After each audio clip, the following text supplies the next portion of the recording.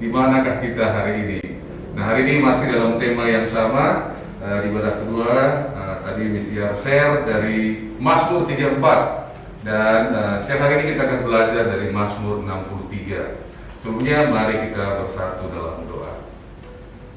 Kami mengucap syukur ya Bapa untuk siang hari ini, dan siang hari ini kami rindu untuk belajar firman-Mu. Dan kami akan melihat dari Mazmur 63 bagaimana Daud dalam tekanan yang dia hadapi Tuhan.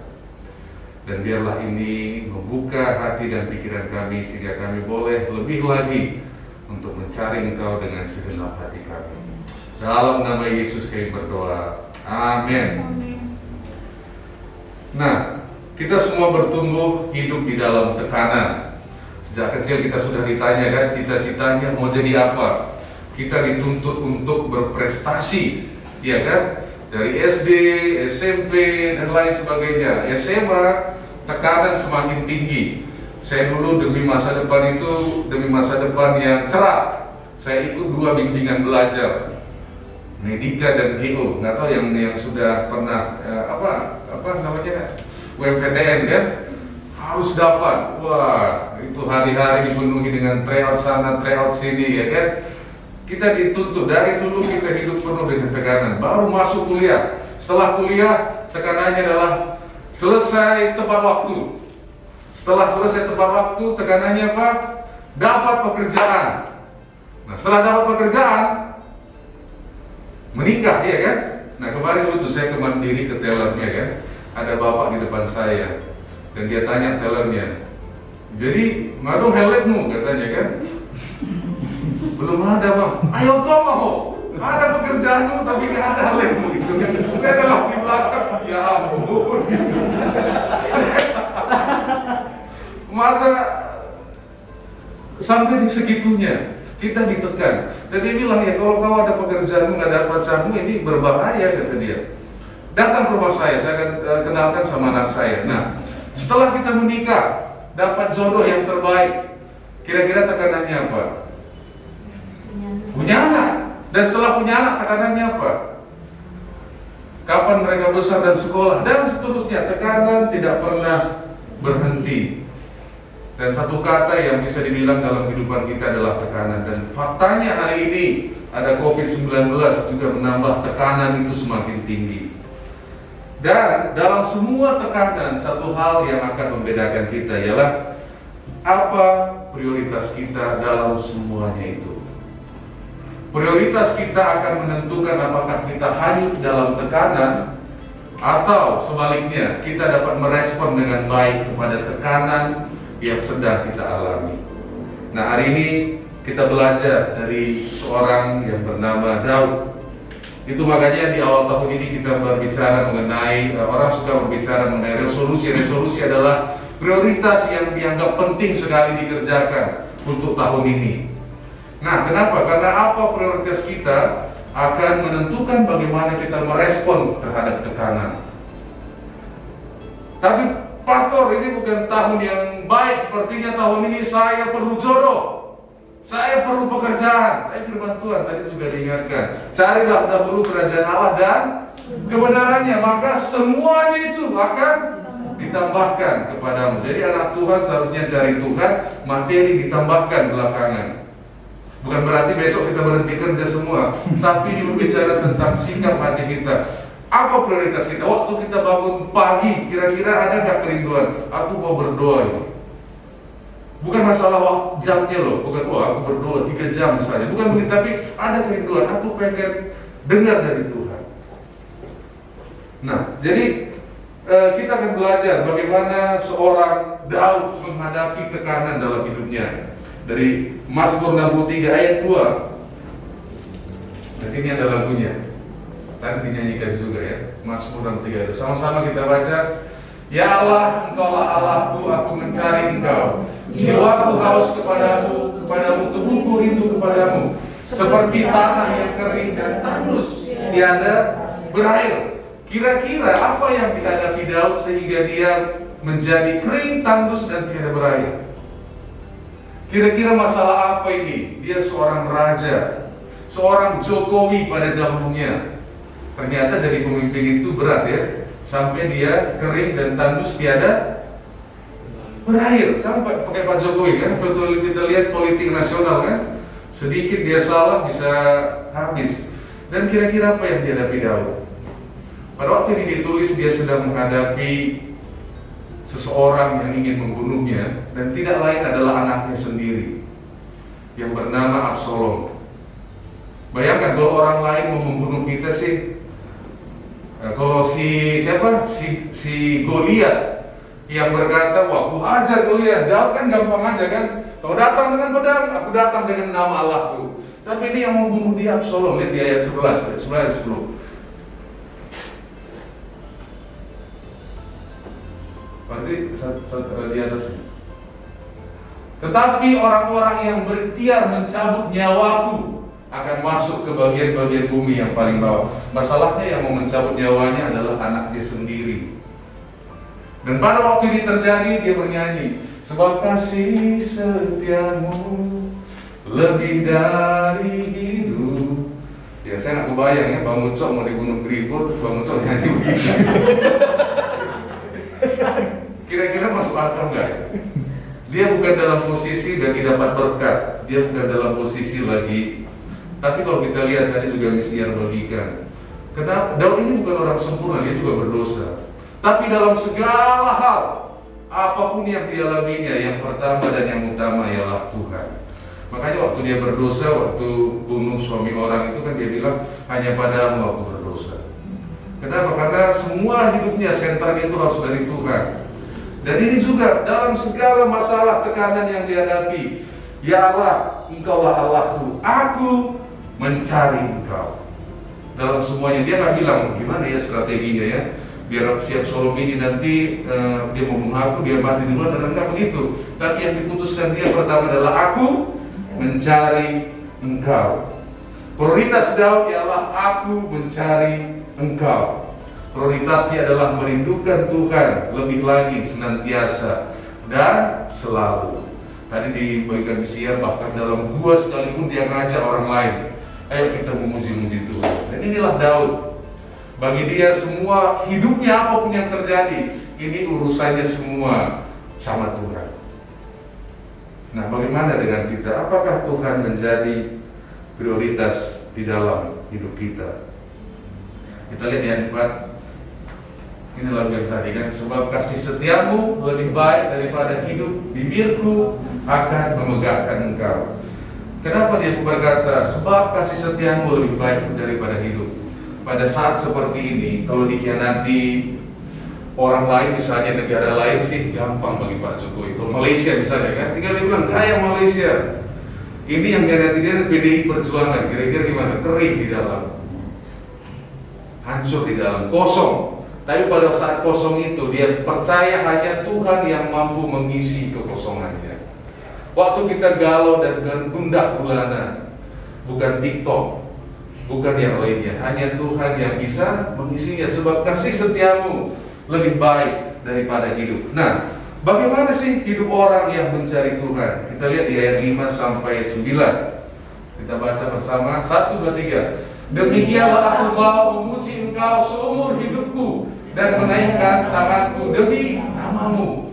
Seperti dengan lemak dan susu jiwaku dikenyangkan, dan dengan bibir yang bersorak-sorai mulutku memuji-muji. Apabila aku ingat kepadamu di tempat tidurku, merenungkan engkau sepanjang kawal malam. Sungguh engkau telah menjadi pertolonganku, dan dalam naungan sayapmu aku bersorak-sorai. Jiwaku melekat kepadamu, tangan kananmu menopang aku. Karena Daud ini luar biasa. Karena di waktu keadaan seperti ini, tentara yang loyal kepada Daud ini juga marah. Masakan dia mengasihi orang yang mau membunuh dia. Karena waktu itu Daud ragu, maunya jangan dibunuhlah karena anak sendiri gitu kan. Sementara anaknya membunuh semua pasukannya. Dia galau ini. Dan dalam keadaan tertekan demikian, dia katakan apa? Jiwaku melekat kepadamu, tangan kananmu menopang aku. Ayat 8 tadi, sungguh engkaulah pertolonganku, dan dalam naungan sayapmu aku bersorak-sorai. Nah, orang yang mencari Tuhan yang pertama memiliki kepuasan dalam batin. Ada sorak-sorai, ada sukacita, memiliki kekuatan, stabilitas di dalam krisis. Jadi waktu krisis datang enggak kayak kata misalnya tadi kabur gitu, enggak, memiliki kekuatan di dalam batinnya. Nah, mungkin Daud kita susah membayangkannya. Ada seorang yang juga menginspirasi. Kita akan lihat foto-fotonya. Dia terlahir tidak seberuntung kita. Namanya Nick Vujicic ya. Jadi waktu dia lahir, orang tuanya juga bingung, dosa apa yang kami perbuat sehingga anak ini terlahir demikian. Dan mereka sangat mengasihi anak ini, tapi orang tuanya yang takut akan Tuhan. Jadi mereka berdoa, Tuhan tolong Tuhan. Tapi Tuhan gak jawab dengan menyembuhkan anak ini dengan sempurna. Tetap bertumbuh demikian. Lanjut Josie. Nah, Nick Vujicic bilang waktu dia kecil dia mengalami yang namanya stres, malah pengen bunuh diri. Tapi di khotbahnya saya dengar dia bilang begini, dalam masa seperti itu saya mencari Tuhan. Kenapa? Karena di Yeremia 29 dikatakan bahwa Tuhan memberikan masa depan yang penuh harapan. Dia cari Tuhan. Kalau memang penuh masa depan yang penuh harapan, masa depanku seperti apa Tuhan? Dia cari Tuhan, dia tanya Tuhan. Sehingga akhirnya dia terinspirasi untuk menjadi berkat bagi banyak orang. Dan kita lihat hidupnya Nick. Ini lanjut Josie. Wah, dia menyemangati banyak orang yang seharusnya kita yang menyemangati dia kan. Kalau lihat kondisinya kan, dia bilang dia percaya sama Tuhan. Lanjut. Wah, dia jutaan orang terinspirasi oleh beliau. Dan dia juga sudah punya keluarga hari ini. Apa yang dia bagikan adalah ini menginspirasi. Saya cari Tuhan karena Tuhan bilang masa depanmu penuh harapan. Dan dia terus cari Tuhan sampai akhirnya Tuhan kasih nih visinya menjadi berkat bagi banyak orang. Dan akhirnya mereka nggak menyerah dengan keadaan yang mereka terima. Orang tuanya juga nggak menyerah. Dan akhirnya hari ini kita mengenal beliau menjadi berkat bagi banyak orang. Bagaimana dengan kita dalam situasi yang sedang kita miliki, yang sedang kita hadapi tantangannya? Atau apakah tantangan itu membuat kita, tekanan itu membuat kita aku lari dari Tuhan? Atau sebaliknya, justru karena tekanan ini begitu tinggi, kita datang mendekat kepada Tuhan. Tapi kan saya sibuk melayani Tuhan, pasti saya mencari Tuhan. Belum tentu. Adakah waktu kita konsisten? Coba kita renungkan, refleksikan kesibukan kita, waktu yang kita gunakan. Berapa banyak sih kita cari Tuhan? Atau kita sibuk, aduh kalau nggak gini gitu.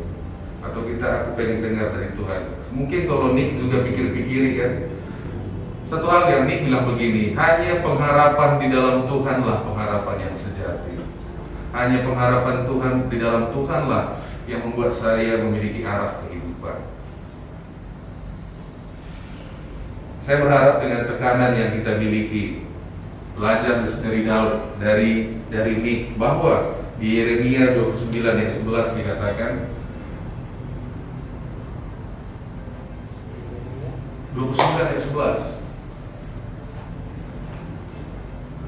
1, 2, 3. Sebab aku ini mengetahui rancangan-rancangan apa yang ada padaku mengenai kamu. Demikianlah firman Tuhan, yaitu rancangan damai sejahtera dan bukan rancangan kecelakaan, untuk memberikan kepadamu hari depan yang penuh harapan. Tuhan sudah bilang, mungkin kita sudah tahu firman-Nya, tapi ada nggak kita, Tuhan apa sih rencanamu itu? Kalau Nick Vujicic juga Tuhan pakai untuk jutaan orang, pakai aku Tuhan. Adakah kita dalam kegalauan kita, ada bahasa lain, gabut ya? Gabut apa? Galau betul. Saya baru hanya tebak aja, gabut apa gitu.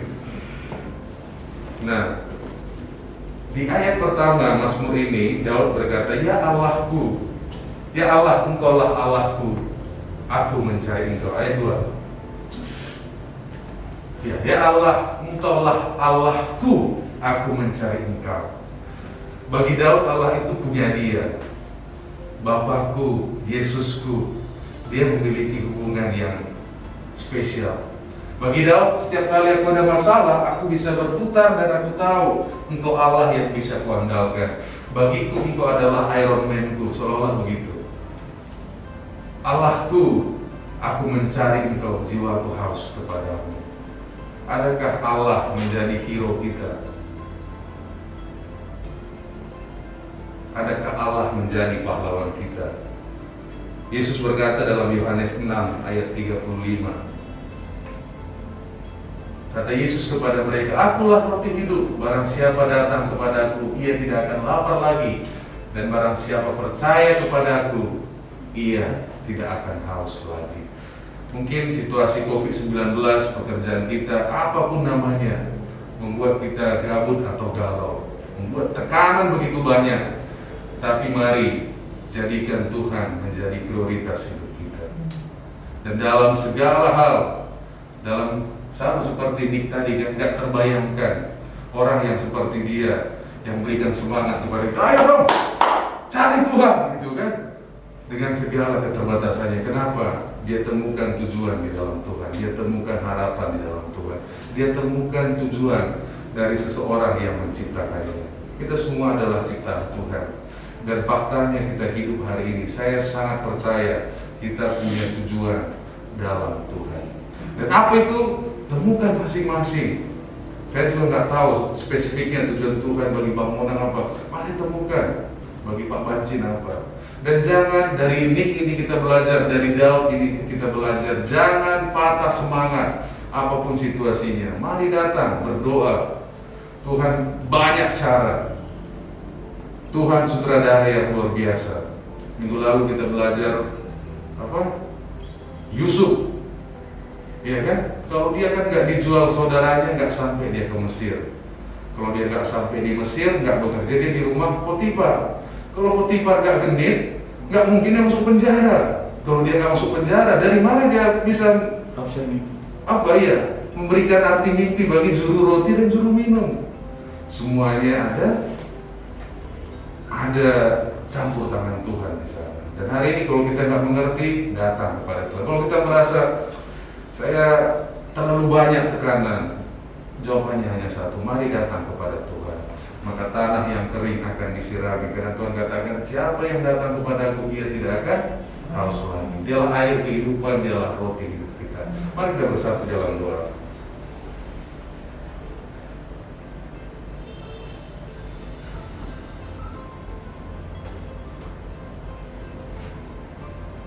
Bapa yang maha besar, yang pencipta segalanya, biarlah dalam segala hal, dalam setiap waktu, Engkaulah yang menjadi pusat kehidupan kami.